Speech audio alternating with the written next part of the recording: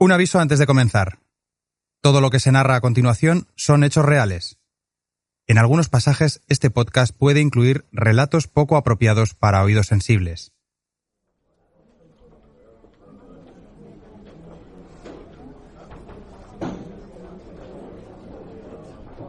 Alemania, febrero de 2010.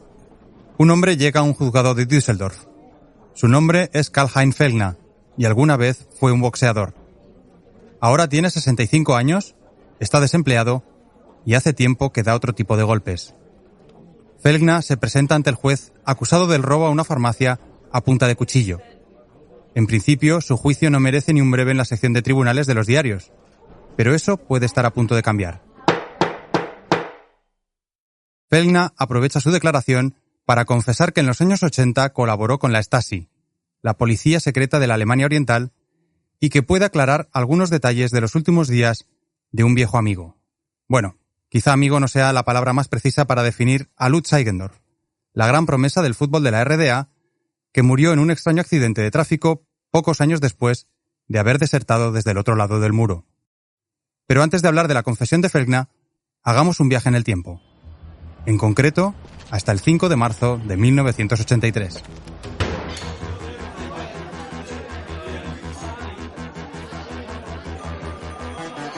Esa noche la música suena en el Cockpit, un pub de Braunschweig en la región de Baja Sajonia. Probablemente esté sonando Major Tom, uno de los hits de Peter Schilling que acapara las listas en la República Federal Alemana varias semanas seguidas.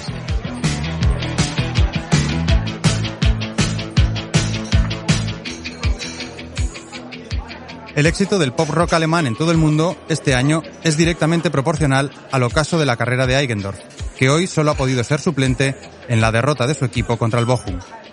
Lutz se está tomando una cerveza para despejarse con Manfred, un instructor de vuelo que le está enseñando a pilotar.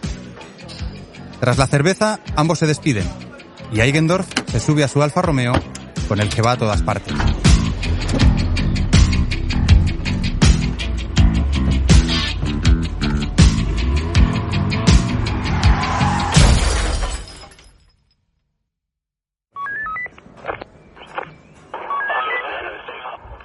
Poco después de las 11, la policía recibe un aviso. Alguien ha encontrado un coche empotrado contra un árbol. Dentro del vehículo hay un hombre con graves heridas en la cabeza y en el pecho. Cuando los servicios de emergencias llegan para atenderlo, constatan que el conductor ha dado una tasa de 2,2 miligramos de alcohol en sangre. 2 días después, Eigendorf muere en el hospital y la policía declara el estado etílico del jugador como la principal causa del siniestro. Caso cerrado.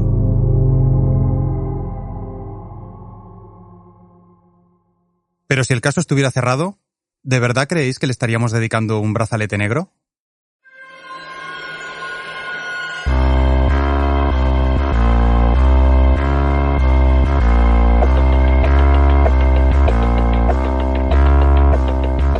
Más allá de los focos y la fama, de las victorias y el dinero, el fútbol cuenta también con su lado oscuro. Relatos de perdedores en el campo y en la vida. Equipos malditos, jugadores desaparecidos, estadios trágicos. Ya es momento de que algunas de esas historias y sus protagonistas abandonen la penumbra del olvido.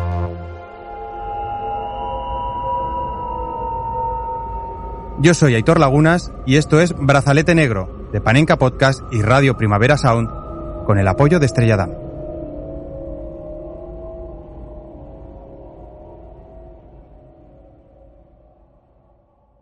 Antes de empezar, recapitulemos.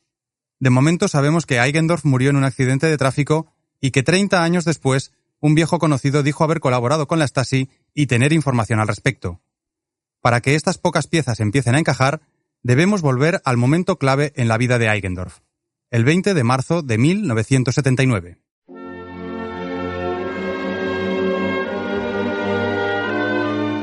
Ese día, el Dinamo de Berlín cruza el muro que separa a las dos Alemanias para jugar un amistoso contra el Kaiserslautern. Alba Riera nos da un poco de contexto. El Dinamo de Berlín no es un club cualquiera.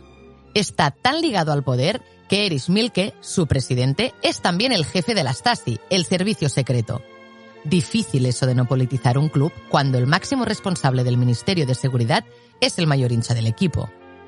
En la primavera de 1979, el Dinamo levanta su primer Oberliga, el campeonato de la RDA. Entonces nadie lo sabe, pero ganarán también las 9 siguientes. Mielke lleva años gastando recursos para configurar una gran plantilla. Pretende que su equipo sea el estandarte futbolístico de la Alemania Oriental, un pequeño país de 16 millones de habitantes que ya ha hecho del deporte su escaparate internacional.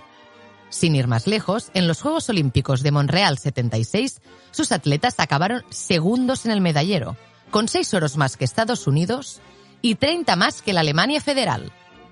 Décadas después se sabrá que muchos de esos medallistas habían formado parte de un programa de dopaje institucional. En fútbol, los resultados son más modestos.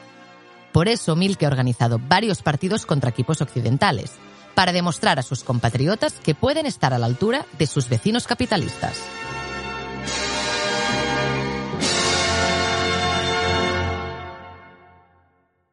Y así es como el Dinamo de Berlín viaja a Kaiserslautern.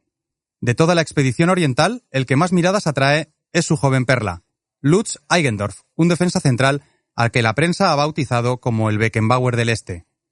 Mielke lo ha fichado como la piedra angular de su proyecto deportivo. El capo de la Stasi se ha encariñado tanto con el central que le ha conseguido un puesto de oficina en la policía, le ha dado acceso a una buena casa, a un coche y lo ha nombrado capitán del club a sus 21 años. Cualquier cosa con tal de que Lutz pueda ayudarles a levantar muchos trofeos. Sin embargo, lo que más ansía al joven futbolista es precisamente aquello que Mielke no puede darle. Eduardo Verdú, periodista y autor de Todo lo que ganamos cuando lo perdimos todo, novela basada en la vida de Lutz Eigendorf, lo cuenta así.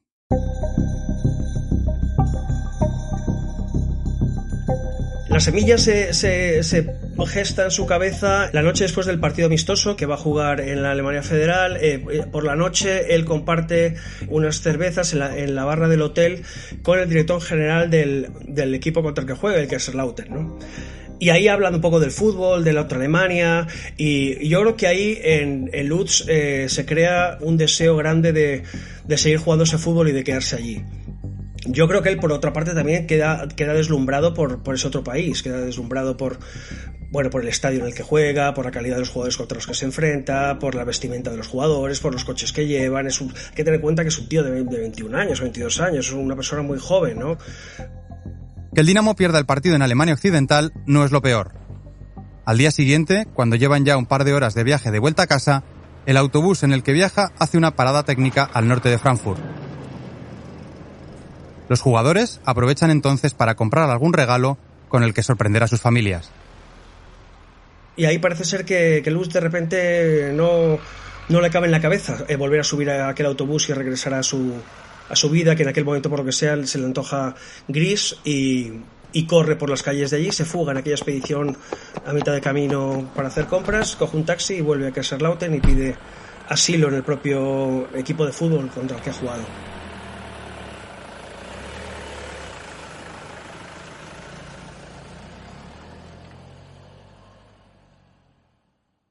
El riesgo que ha corrido es enorme. No es que acabe de desertar de Alemania del Este, es que ha dejado tirado a Erich Mielke. Y el jefe de la Stasi no lo ha visto venir.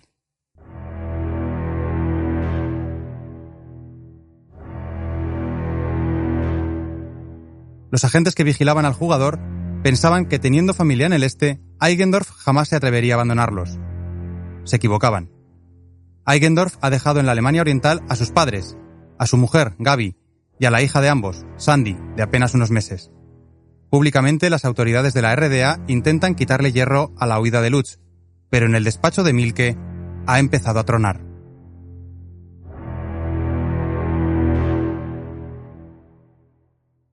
Antes de seguir con Mielke, veamos qué es lo que hace Eigendorf nada más desertar. Aquel 20 de marzo de 1979, Lutz acaba de llegar a las oficinas del Kaiserslautern, donde no conoce a nadie, salvo a Norbert Tins, el presidente del club con el que estuvo tomando una cerveza el día anterior. Nada más verlo, Tins comprende la gravedad de lo que ha pasado. Lutz está muy nervioso, así que el presidente se ofrece a darle cobijo en su casa hasta que puedan encontrarle algo mejor. Esa primera noche, Eigendorf la pasa en vela. Sabe que su familia tendrá que hacer frente a las consecuencias de su decisión, y no deja de repetirse, una y otra vez, las mismas preguntas. ¿Irán a por sus padres? ¿Se atreverán a hacerle algo a Gabi o a su hija? ¿Podrá conseguir rehacer una vida junto a ellas en Kaiserslautern? Yo creo que él cree que puede reunificar a su familia en la Alemania federal. Él cree que al fin y al cabo Bill, que no va a ser tan duro con él, pues se llevan bien. Yo creo que él no calibra bien las consecuencias, y yo creo que durante un tiempo vive con esa ensoñación de reunirse con su familia. Como nos cuenta Eduardo Verdú, al poco de cruzar la frontera, Eigendorf descubre que ha sido un ingenuo. Erich Mielke, una vez recuperado del aturdimiento que le ha causado la deserción, hace lo que mejor sabe hacer. Empieza a mover su maquinaria de informadores. Una maquinaria casi tan grande como los sueños que Mielke albergaba para su equipo. ¿Os imagináis a Jesús Gil y Gil o a Ruiz de Lopera con un ejército de espías a su disposición? Bien, Alba Riera nos cuenta hasta qué punto abarcaban las dimensiones de aquel servicio secreto alemán que utilizaba a su antojo el presidente del Dinamo de Berlín.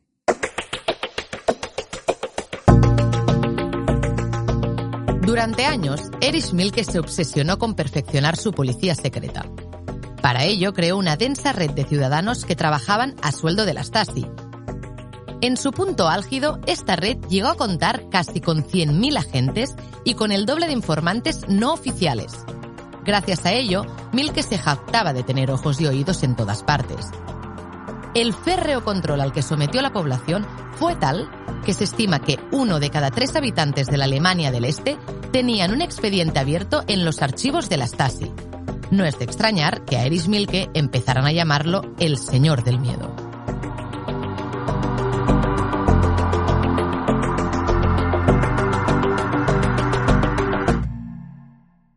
Sin embargo, ni siquiera con todo ese aparato de espionaje, Mielke ha logrado evitar la fuga de uno de sus símbolos.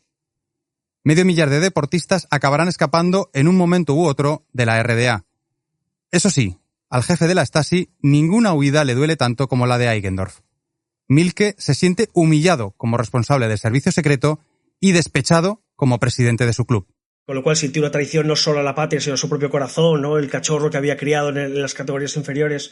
Creo que eso es lo que también hace de esta historia algo especial, ¿no? La venganza que cayó sobre él y los motivos que tenía esa venganza, que eran basados en el amor, más que en la deserción de un mero ciudadano. A Mielke le han partido el corazón y eso hace que se tome el desplante de Lutz como algo personal. Y no hace falta ser catedrático en política internacional para intuir que no es nada bueno que un tipo al que en la RDA llaman el Señor del Miedo se tome tu caso como algo personal.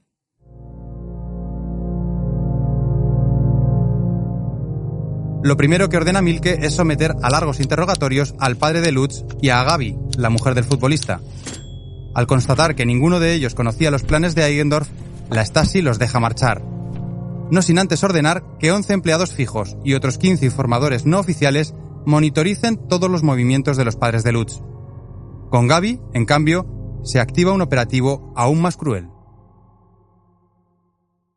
Pero no nos precipitemos. Mientras la venganza de Mielke se cocina lentamente, al otro lado del muro, Eigendorf empieza a sentar las bases de su nueva vida. Días después de su fuga, el Kaiserslautern ofrece al Dinamo de Berlín 100.000 marcos a cambio de que le traspasen al jugador. Pero el equipo de Mielke decide rechazar el dinero y obliga a la FIFA a aplicar la sanción que su reglamento prevé para estos casos. Eigendorf deberá mantenerse todo un año lejos de los terrenos de juego. Durante esa primera temporada, el jugador trabaja entrenando a los juveniles del club, pero su obsesión sigue siendo la misma: debutar en la Bundesliga. Yo creo que él abandona su vida porque primero el fútbol el que jugaba era un fútbol, él veía la tele, el de la otra Alemania, ¿no? Y él ansía jugar en un fútbol mucho más profesional. Y luego, bueno, ve la vida de los otros futbolistas y yo creo que quiere vivir una vida, un fútbol diferente, y quiere vivir también unas emociones también diferentes, ¿no? Ya como decíamos, él está casado muy pronto, con una niña muy pronto, en un país en el que te lo da todo hecho, en el que ya te encarrila y sabes ya para dónde vas, donde hay muy poco margen de improvisación. Y yo creo que él se asfixia y por eso toma esa súbita decisión.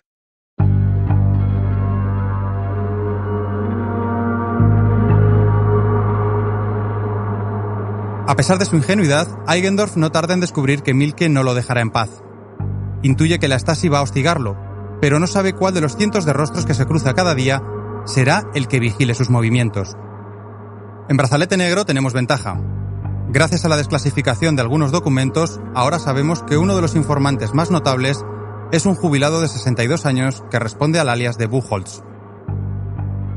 La Stasi ordena a Buchholz seguir cualquier paso de Eigendorf. Desde ese momento, el informante no se pierde ni un solo entrenamiento del Kaiserslautern. ¿Quién puede sospechar de uno de esos agradables jubilados que van cada día a la ciudad deportiva a matar el tiempo? Lo que ya es menos habitual es que ese mismo jubilado siga al futbolista por la ciudad, fotografíe cada una de las casas a las que se muda Lutz y envíe a la central en Berlín Oriental informes sobre las cerraduras de sus puertas. Mientras tanto, en el este, la estrategia de Mielke es distinta.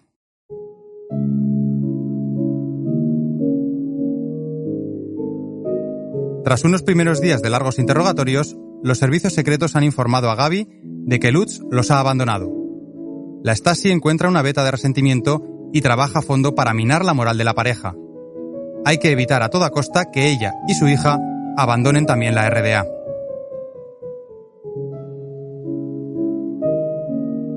Seis semanas después de la fuga, Peter Homann, un viejo amor de infancia, se presenta en casa con un ramo de flores para Gabi.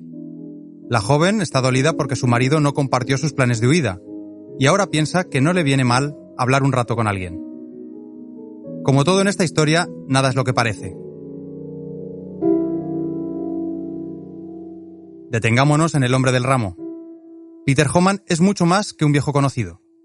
Es un joven que está haciendo el servicio militar y al que la Stasi, la mayor ETT de Alemania del Este, acaba de reclutar.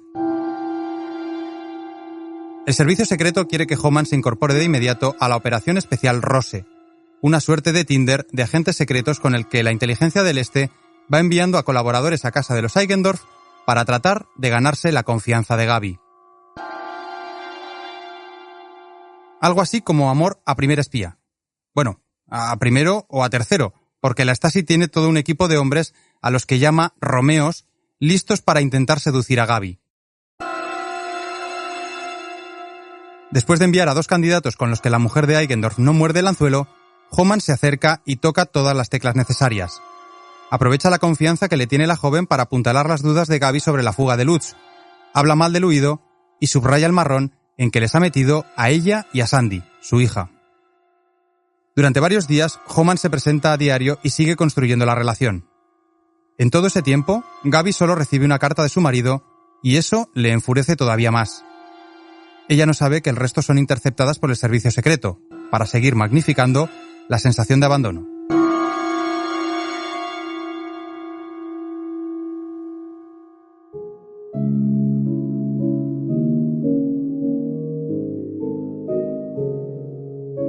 No, desde luego una víctima clara de esta historia no solo Lutz, sino que es Gabi, que es la mujer que deja en la República Democrática, porque efectivamente la Stasi tiene todo este método civilino y exento de escrúpulos que consiste, por ejemplo, en eso que decías del Romeo, ¿no? Bueno, y luego también pues las chantajea con echarla del piso en el que está si no rompe el vínculo con Lutz, si su hija no renuncia al apellido. Es decir, hay toda una guerra muy dura y muy emocional que practica la Stasi para hacer reaccionar a Lutz, ya que es realmente en un principio en la otra Alemania es intocable, ¿no? Y realmente eso es muy duro porque se hace patente hasta qué punto la Stasi controla a la gente, hasta qué punto llega a extorsionar, además de una manera muy cruel, porque utiliza eso, las emociones más primarias y más íntimas, digamos, para conseguir sus fines, ¿no? Es mucho más sutil y mucho más dura y más cruel de lo que parece.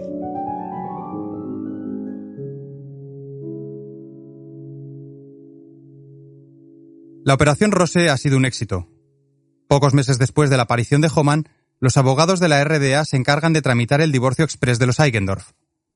Hoy sabemos que Homann recibió como compensación varios pagos por valor de 3.700 marcos orientales, el equivalente a 4 meses de sueldo en cualquier otro tajo.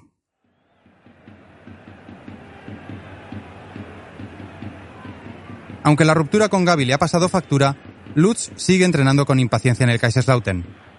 Quiere ponerse a prueba en la Bundesliga cuanto antes, para demostrar a todos que no se han equivocado fichándolo. Por desgracia, los inicios son algo accidentados. El Kaiserslautern acaba emparejado en la UEFA con el Academic de Sofía primero y con el Spartak de Moscú después. Por precaución, en el club deciden que Lutz no viaje a países del bloque comunista. Semanas después, Eigendorf sí forma parte del equipo que juega los cuartos de final contra el Real Madrid en el Bernabéu. Su equipo gana 3-0 y parece que las cosas empiezan a irle bien. Lutz debuta en Bundesliga y en su tercer partido, contra el Colonia, marca un gol desde fuera del área.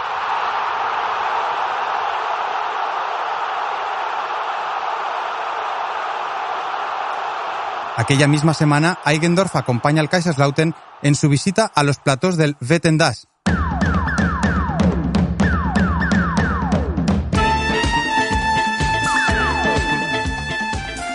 Un formato televisivo de máxima audiencia en la Alemania federal de los 80 y que en la España de los 90 sufrimos bajo el nombre de ¿Qué apostamos?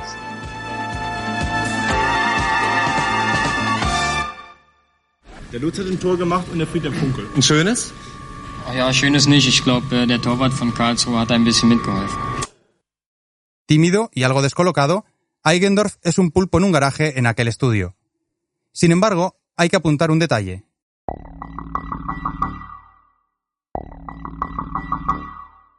Aunque el muro impide que las personas crucen de este a oeste, las ondas televisivas sí viajan a la inversa. Es un delito, de acuerdo, pero en la RDA casi todo el mundo capta la señal de la tele occidental. El capitalismo se cuela por las antenas, que ahora mismo traen a un Eigendorf como un triunfador del prime time.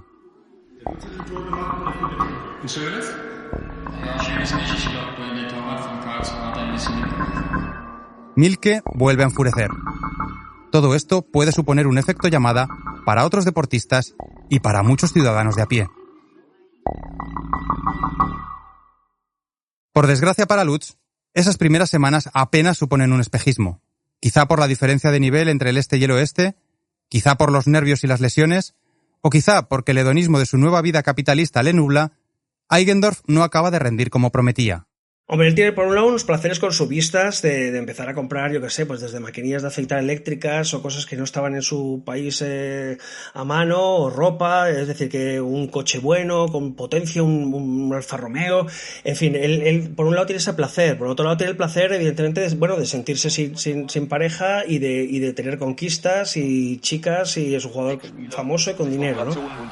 Lutz, Worm, Eigendorf, Geier, Kindermann und Elmerich.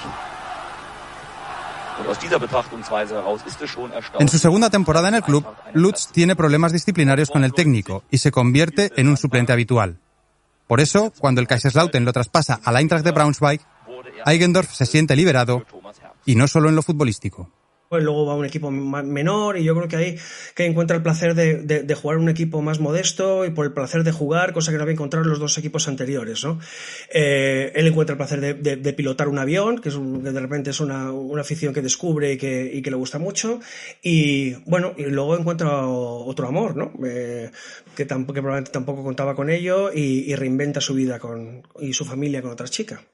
Además de rehacer su vida, es en ese momento cuando Lutz se reencuentra con un viejo amigo llamado Klaus Schlosser, otro deportista del este que quizá, por ese efecto llamada del que hablábamos, se ha atrevido a cruzar también la frontera.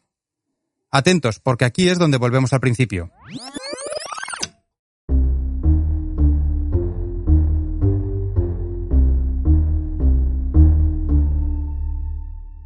A pesar de su juventud, Klaus Schlosser es un exconvicto que a los 20 y pocos ya ha cumplido condena por robos con violencia. ¿Os suena este delito? Su vida criminal lo lleva a la prisión donde, cómo no, la Stasi, en su empeño porque ningún alemán oriental se quede sin trabajo, aprovecha para reclutarlo. A cambio de su libertad, Schlosser se incorpora al servicio secreto como informante ocasional.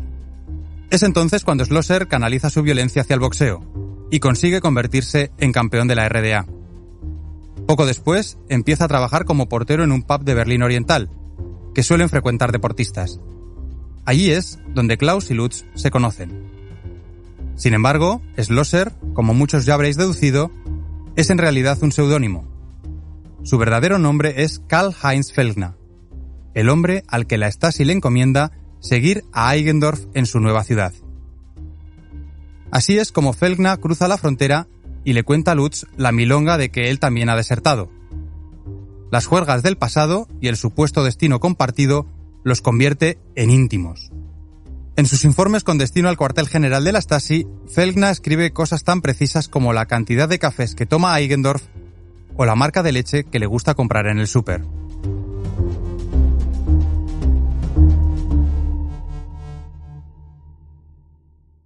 Sin embargo, Buchholz y Schlosser son solo la punta de un iceberg. Aunque a veces puede intuirlo, Eigendorf no sabe que su vida se ha convertido en un carrusel de espías. Alba Riera nos cuenta algunos de los datos que ahora sabemos gracias a la desclasificación de informes secretos y al trabajo de campo que el periodista Heribert Schwan hizo para su documental Muerte al traidor.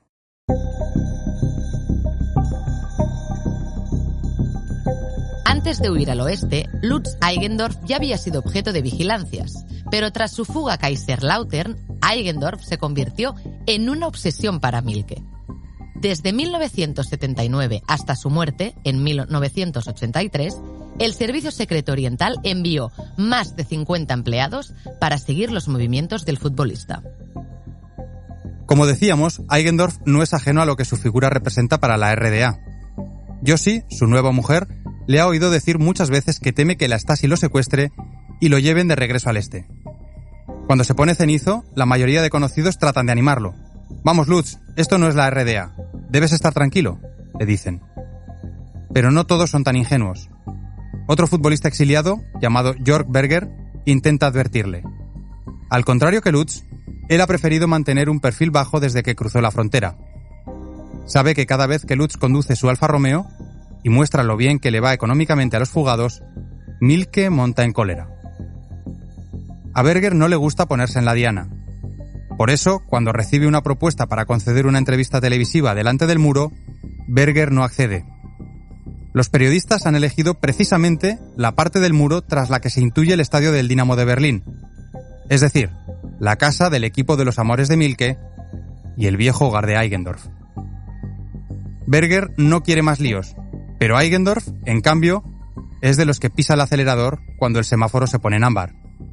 Él sí acepta la entrevista. Años después, Berger confesará haberle dicho en ese momento: «Lutz, no puedes provocarlos más», pero ya nada puede parar a Eigendorf. Escuchamos sus declaraciones aquel día. Also ist mein größter Wunsch, meine Familie so schnell wie möglich für mich hier rüber zu holen. Und der FCK, ich habe da volles Vertrauen, dass man mir in dieser Beziehung hilft.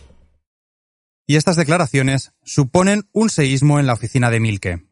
Yo creo que esa entrevista es el detonante para que Erich Mielke tome la decisión de soltar todos los truenos y todo el odio contra Lutz. Es una entrevista en la que él critica además el fútbol de la Alemania democrática, ¿no? Bueno, entonces aquello realmente no solo es la crítica, sino encima es el muro y es el estadio que se ve al otro lado donde él no quiere volver. Parece un poco una mofa, yo creo, contra su antigua vida y el antiguo régimen que ha abandonado, y eso es lo que sulfura a Erich Mielke y decide que no puede seguir siendo tan tolerante con esa fuga y con ese personaje, con ese hijo pródigo que le ha traicionado. Según el testimonio que 3 décadas después dará Karl-Heinz Felgna en el juzgado de Düsseldorf, es entonces cuando reciben la orden de matar a Eigendorf. Alba Riera nos lee la frase más elocuente de su declaración. Yo tenía que matar a Lutz porque había desairado a Mielke. Acepté el contrato para asesinarlo, pero no lo cumplí.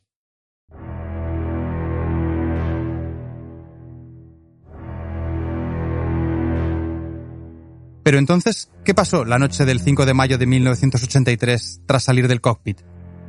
¿Mató la Stasi a Lutz Eigendorf al más puro estilo «haz que todo parezca un accidente»? ¿O fue realmente un accidente que puede confundirse con una ejecución de la Stasi?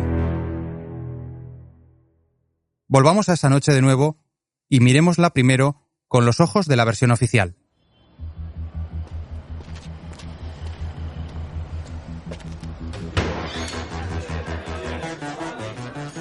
Según esta teoría, aquel día Lutz ve desde el banquillo cómo su equipo pierde contra el Bochum.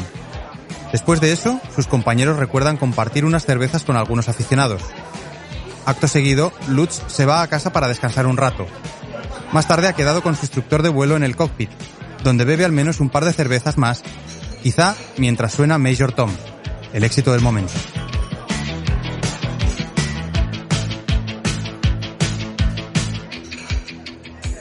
Una hora más tarde, Eigendorf está ya subido a su Alfa Romeo.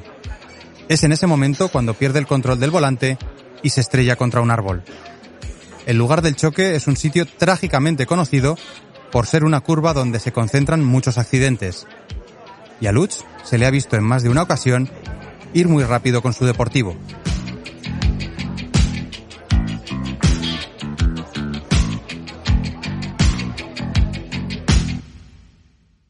Todo el mundo da por sentado que el golpe es producto de una combinación de alcohol, imprudencia y un punto negro para el tráfico.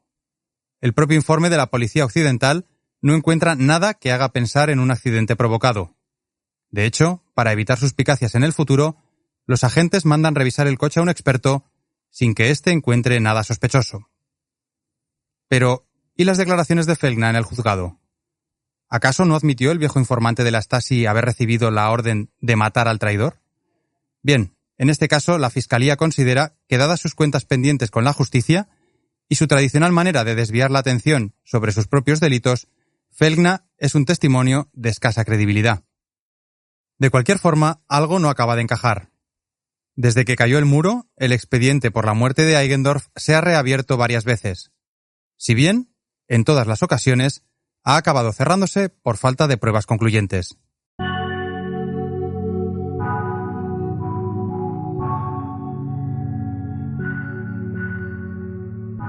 Hasta aquí la teoría del accidente. Regresemos otra vez a esa noche, pero hagámoslo ahora con la información que manejan quienes intuyen la mano negra del espionaje. Estos argumentan que los archivos de la Stasi recogen una cantidad inusual de reuniones entre Felgna y sus superiores en esos días. Por otra parte, es cierto que Lutz bebió junto a su instructor de vuelo, pero tanto él como el camarero aseguran que solo consumieron 2 cervezas y que el futbolista estaba totalmente sobrio cuando abandonó el bar.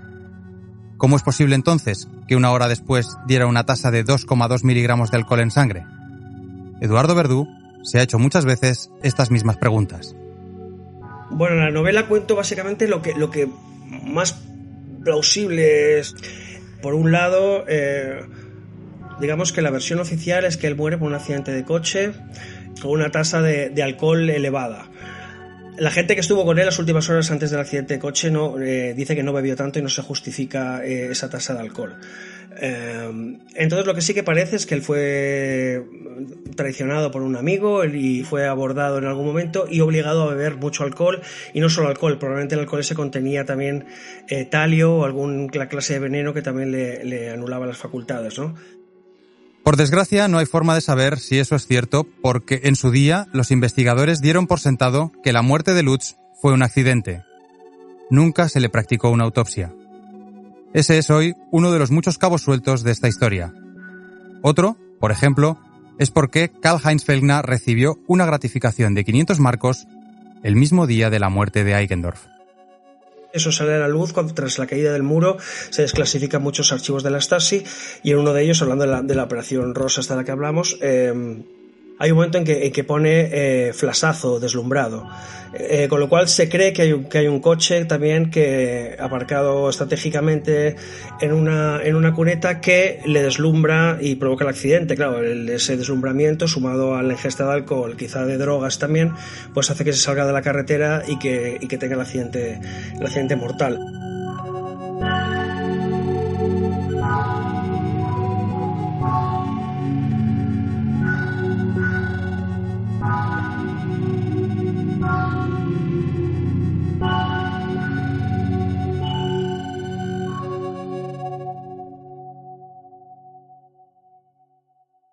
Tras su muerte, Eigendorf es enterrado en un cementerio de Kaiserslautern. Sus padres aprovecharán el permiso especial concedido para acudir al funeral y también desertan de la RDA. Solo 6 años después, el muro que cambió la vida de tantos alemanes caería para siempre, y la fuga de Lutz acabaría convirtiéndose en un símbolo aún más amargo. Eduardo Verdú, que buceó durante meses en su historia para escribir la novela Todo lo que ganamos cuando lo perdimos todo, quiso visitarlo en su tumba para despedirse del futbolista que tanto lo obsesionó. Llegué allí simplemente con la idea de ir a la tumba, pero antes de entrar al cementerio, además es un cementerio precioso, se llama el Cementerio del Bosque, muy, muy frondoso, muy bucólico, muy bonito. Había una tienda de flores, como hay en todos los cementerios, ¿no? Y pensé, joder, coño, después de todo esto que hemos vivido Lutz y yo y tal, pues, coño, ¿cómo no le voy a llevar unas flores, ¿no? Y compré unas flores blancas, recuerdo, y fui a hablar con el guardia de seguridad o el de la garita y tal, a decirle que me informase dónde estaba la tumba. Con lo cual yo tampoco calibré entonces a la importancia de Eigendorf. Es decir, saben, este tío es conocido, viene alguien a verle, no va a saber de qué le estoy hablando, ¿no? Bueno, entonces me intenté hacer entender que era un futbolista y bueno, y él no tuvo ninguna duda de por quién preguntaba, ¿no? Y me condujo hasta la tumba. Y bueno, pues una tumba donde no había ninguna otra flor, ni había ningún otro signo de que nadie hubiese estado por allí de manera reciente, ¿no?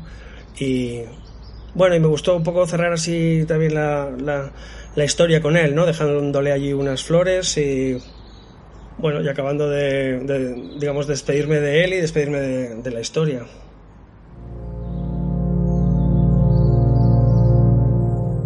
La pregunta clave de este caso es si Eigendorf murió por culpa de una imprudencia al volante o por la venganza de un déspota. Pero si en Brazalete Negro pudiéramos hacerle una última pregunta a Lutz, quizá nos gustaría preguntarle otras cosas. ¿Le compensó huir? ¿Se sintió realmente libre alguna vez?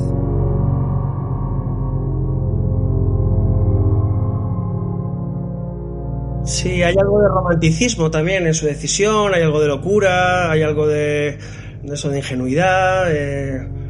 Bueno, no sé, es un salto al vacío que sí, que no acabo de salir muy bien, pero que bueno, que por otro lado pues es atractivo porque, bueno, porque no todos tenemos el valor o la locura de hacer algo así, ¿no? Algo quizá que nos ha tentado a todos en algún momento, pero no hemos hecho, ¿no? Y él lo hizo y está bien seguirle la pista a ver qué pasa, ¿no? Gente esa que yo que sé, que idea tomar por culo y deja el trabajo, deja a la mujer, o lo que sea, o gente que pega un volantazo en su vida, ¿no? Y que bueno, puede salir para lo bien, pero bueno, nos llama la atención porque bueno, ¿quién no ha pensado en algún momento en hacerlo, ¿no? Y probar otras experiencias, ¿no?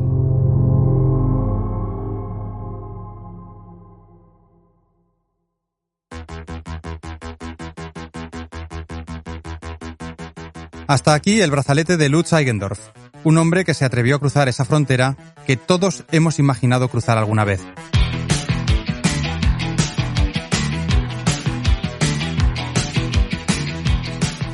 Antes de cerrar su capítulo, queremos dejaros algunos versos de Major Tom, aquella canción que Peter Schilling compuso para continuar la historia que David Bowie narraba en Space Oddity y que era número 1 la noche que Eigendorf perdió la vida. Escuchadas hoy, las estrofas de aquel astronauta perdido en el espacio que se rebela contra la misión de la que forma parte parecen casi una premonición. La nave cae a la deriva, flotando sin gravidez. Llamando a casa. Un mensaje final llega a través de la estratosfera. Decidle a mi mujer que la quiero. Y entonces ya no se escucha nada más.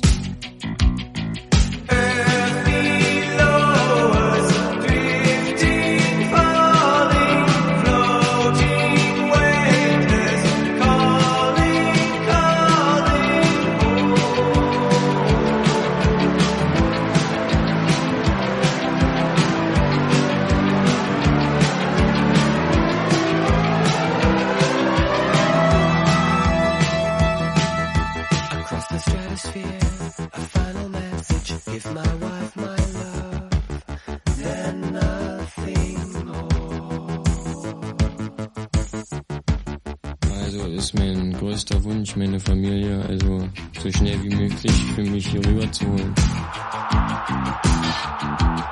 Ich lebe der 40. Jahrestag der Deutschen Demokratischen Republik.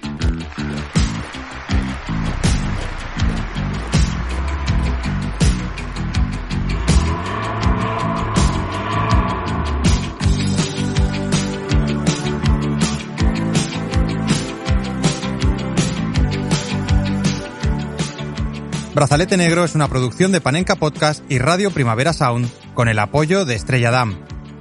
Este capítulo no habría sido posible sin el generoso testimonio del escritor y periodista Eduardo Verdú. Han colaborado André Ignat, David Camilleri y Nacho Medina en la técnica, Carlos Torres en el guión, Matías Rossi en el diseño de sonido, así como Alba Riera en las locuciones. Marta Salicru es la productora ejecutiva y yo soy Aitor Lagunas. Gracias por escucharnos.